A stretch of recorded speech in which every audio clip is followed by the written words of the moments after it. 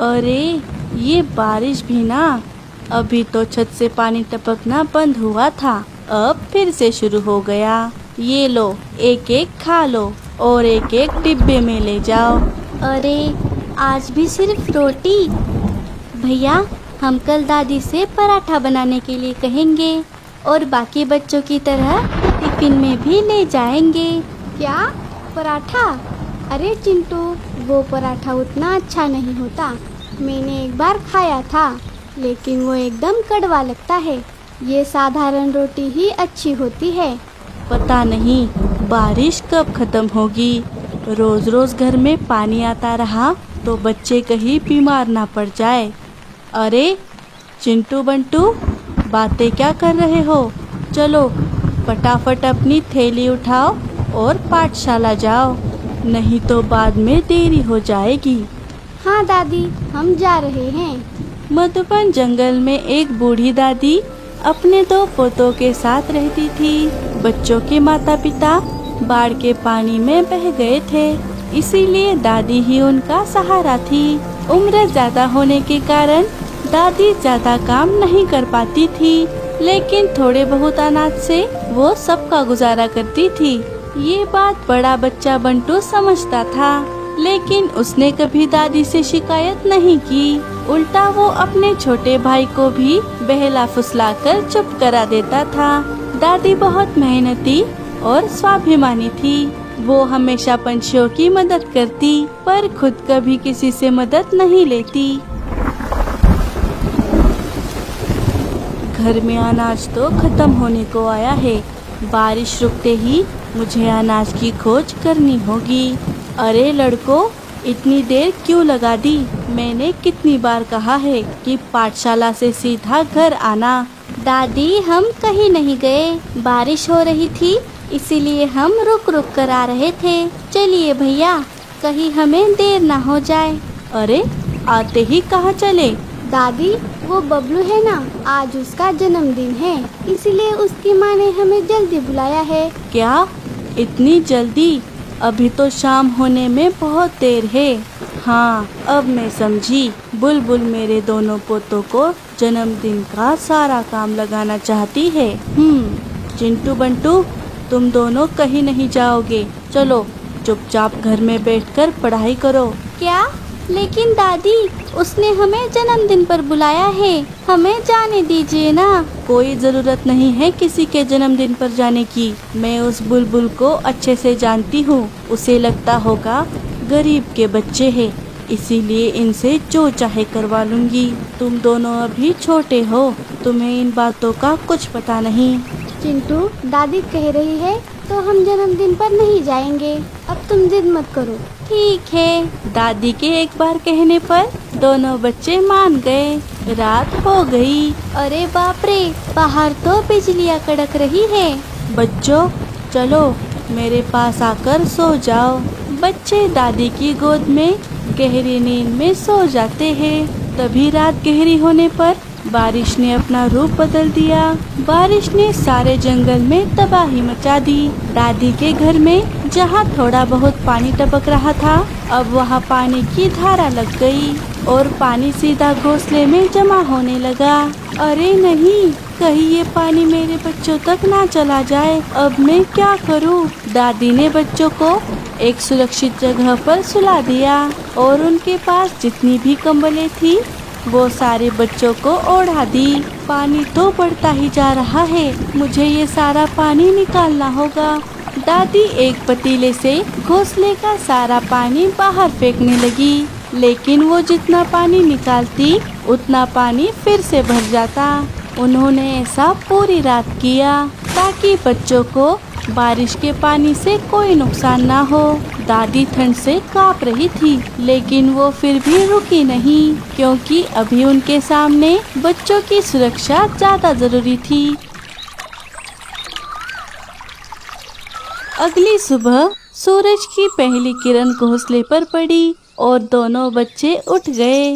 भैया, सुबह हो गई। दोनों अपनी दादी की तरफ देखते हैं तो दादी ठंड से कांप रही थी। उनका पूरा शरीर बुखार से तप रहा था। दादी, दादी क्या हुआ आपको? सब ठीक तो है ना? हाँ, मुझे क्या हुआ है? बंटू दादी के सिर पर हाथ रखकर देखता है। आप तो ठंड से कांप रही हैं। अरे बाप रे, आपको तो बहुत तेज बुखार है दादी। चिंटू जा वहाँ से कंबल ले आ। अरे कुछ नहीं हुआ, बस जरा सा सर्दी जुकाम है। गर्म पानी पी लूंगी तो सब ठीक हो जाएगा। नहीं दादी, आपको बहुत तेज बुखार है। मैं जाकर डॉक्टर अंकल को ले आता हूँ। हाँ हाँ भैया, आप जाइए। अरे मैंने कहा ना, कुछ नहीं हुआ। हटो, मुझे तुम्हारे लिए खाना बनाना है। तुम्हें पाठशाला के लिए देरी हो जाएगी। नहीं दादी, आप कोई काम नहीं करेंगी। आज हम पाठशाला नहीं जाएंगे। दिन भर आपका ख्याल रखेंगे। अरे तुम दोनों मेरी बात दादी, आपकी तबीयत तो बिगड़ती ही जा रही है। तभी बाहर से मीठी चिड़िया गुजर रही थी। अरे ये क्या? लगता है कल रात की बारिश की वजह से दादी के घोंसले की ये हालत हुई है। मीठी घोंसले के पास चली गई। अरे दादी माँ, क्या हुआ? आपकी तबीयत तो ठीक है ना? बंटू बेटे, क्या हुआ है दादी को? देखिए ना मीठी मौसी, दादी को बहुत तेज बुखार आया है। क्या? लेकिन कैसे? दादी को अचानक बुखार कैसे आ सकता है? अरे कुछ नहीं बिटिया, कल की बारिश में घोंसले में पानी आ रहा था। वही निकालने के चक्कर में जरा भीग गई और बस अरे अरे दादी माँ, संभल कर। आपकी तबीयत तो बहुत बिगड़ गई है। मैं अभी डॉक्टर चाचा को बुला कर लाती हूँ। बच्चों, दादी का ख्याल रखो। मीठी जल्दी से जाकर डॉक्टर चाचा को बुलाकर ले आती है। डॉक्टर चाचा ने दादी को चेक किया। अरे बाप रे, आपका बुखार तो बहुत तेज है। डॉक्टर चाचा, आप हमारी दादी को कुछ दवाई दे दीजिए, जिससे हमारी दादी जल्दी से ठीक हो जाए। अरे बेटा, मेरे पास अभी वो जड़ी बूटी नहीं है, उसे ढूंढ कर लाना होगा। लेकिन मुझे अभी बहुत से मरीजों को देखने जाना है। ठीक है, उस जड़ी बूटी को ढूंढने मैं जाती हूँ। नहीं मासी, उसे ढूंढने हम जाएंगे। आप बस हमें ये बताइए कि वो दिखती कैसी है। वो नीले रंग की जड़ी बूटी होती है, जिसमें कुछ पीले रंग के फूल भी लगे होते हैं। वो तुम्हें जंगल के बाहर वाले इलाके में मिल जाएगी। ठीक है, हम अभी जाते हैं। दोनों बच्चे अपनी दादी के लिए जड़ी बूटी लाने चले गए। उड़ते उड़ते वो दोनों एक अनजान जगह पर आ गए, लेकिन उन्हें जड़ी बूटी नहीं मिली। तभी तेज बारिश शुरू हो गई। तभी वो दोनों बारिश से बचने के लिए एक पेड़ की डाली पर बैठ जाते हैं। अरे भैया, अब हम क्या करें? हमें तो जड़ी बूटी नहीं मिली, ऊपर से ये बारिश भी आ गई। हाँ, अब पता नहीं दादी ठीक कैसे होंगी। मुझे तो उनकी बहुत चिंता हो रही है। बच्चे बहुत परेशान थे। तभी उस पेड़ के पास खड़ा एक बोना, जिसका नाम बिल्बो था, वो उनकी सारी बातें सुन लेता है। अरे ये बच्चे तो बड़े ही परेशान लग रहे हैं। शायद मुझे इनकी मदद करनी चाहिए, लेकिन उससे पहले मुझे इनके ईमानदारी की परीक्षा लेनी होगी। इतना सोचकर बिल्बो अपने जादू से एक शिकारी का रूप ले लेता है और उनके पास आ जाता है। बच्चे शिकारी चील को देखकर बहुत डर गए। भैया, ये तो शिकारी पंछी है। अब हम क्या करें? तू डर मत चिंटू, मैं हूँ ना। तुम्हें क्या लगता है, क्या तुम मुझसे बच पाओगे? आज बड़े दिनों बाद नरम नरम बच्चे खाऊंगा। नहीं, हमें मत खाओ। हमारी दादी बीमार है, हमें उनके लिए जड़ी बूटी ले जानी है। क्या? तुम्हारी दादी? क्या हुआ तुम्हारी दादी को? हमारी दादी बहुत बीमार है, उन्हें बहुत तेज बुखार भी आया है। डॉक्टर चाचा ने कहा है कि एक जड़ी बूटी ले आओ तो दादी ठीक हो जाएंगी। तो ये बात है। मैं तुम्हें छोड़ देता हूँ, लेकिन सिर्फ एक शर्त पर। हमें आपकी सारी शर्तें मंजूर है, लेकिन आप हमें जाने दीजिए। हमारी दादी को हमारी बहुत जरूरत है। ठीक है, तो चलो, मुझे तुम्हारी दादी का पता बताओ। मैं तुम्हारे बदले तुम्हारी दादी को ही खा जाऊंगा। ये सुनकर बच्चों के होश उड़ गए। क्या? नहीं, आप हमारी दादी को कुछ मत करिए। इससे अच्छा तो आप हमें ही खा लीजिए। हाँ, हम किसी भी हालत में दादी का पता नहीं बताएंगे। अच्छा, बड़ा प्यार करते हो अपनी दादी से। अरे दादी तो सिर्फ 4 दिनों की मेहमान है, बुढ़िया 1-2 दिनों में टपक जाएगी। उसके लिए अपने जान की बाजी क्यों लगा रहे हो?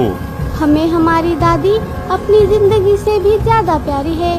हम उनके लिए कुछ भी कर सकते हैं। ठीक है, तुम्हारे लिए एक स्पेशल ऑफर। तुम मुझे अपनी दादी का पता बताओ, उसके बदले मैं तुम्हें ऐशो आराम वाली जिंदगी दूंगा, जिसमें आलीशान घोंसला और भरपेट स्वादिष्ट खाना भी होगा। क्यों, बोलो, क्या तुम्हें मंजूर है? अरे, हमने एक बार कहा ना, हम दादी का पता किसी भी हालत पे नहीं बताएंगे। हाँ, हम दादी के साथ टूटे घोंसले में भी बहुत खुश हैं। दादी हमें इतना प्यार करती है कि हमें किसी चीज की जरूरत ही नहीं पड़ती। अच्छा, एक बार और सोच लो। भैया सुनिए, हमें इस शिकारी को चकमा देकर यहाँ से भागना होगा।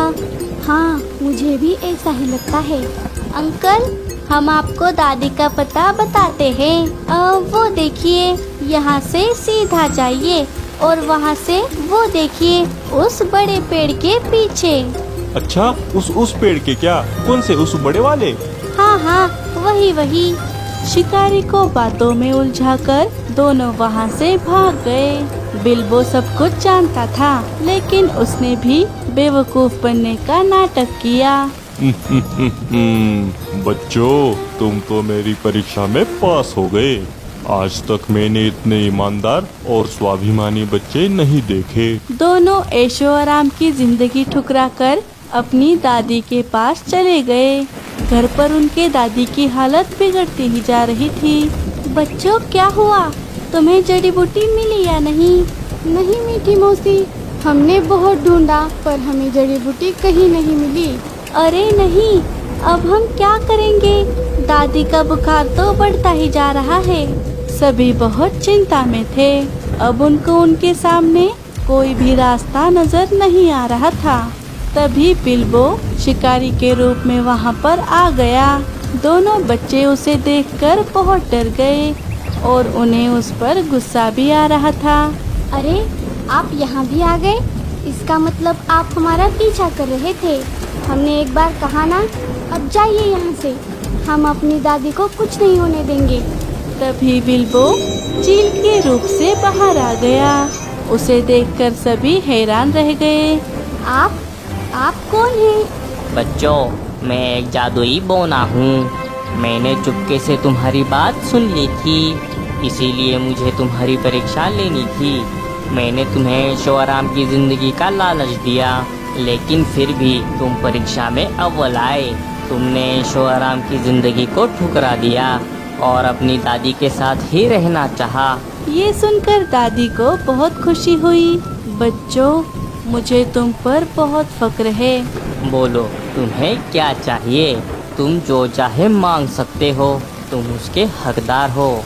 अगर आप हमें कुछ देना ही चाहते हैं तो हमारी दादी को ठीक कर दीजिए। हाँ, और आइंदा से वो कभी बीमार ना पड़े। बच्चों, तुमने मेरा दिल फिर से जीत लिया। मैं दादी को ठीक तो करूँगा ही, साथ में ही तुम्हें एक सुंदर सा हॉबिट का घर भी दूंगा। बिल्बो की बातें सुनकर सभी बहुत खुश हो गए।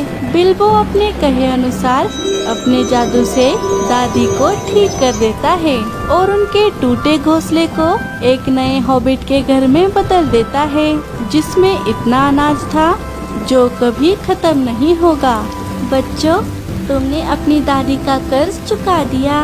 ऊपर वाला तुम्हारे जैसे बच्चे सबको दे। बिल्बो वहाँ से चला गया और दादी और बच्चे हंसी खुशी से रहने लगे।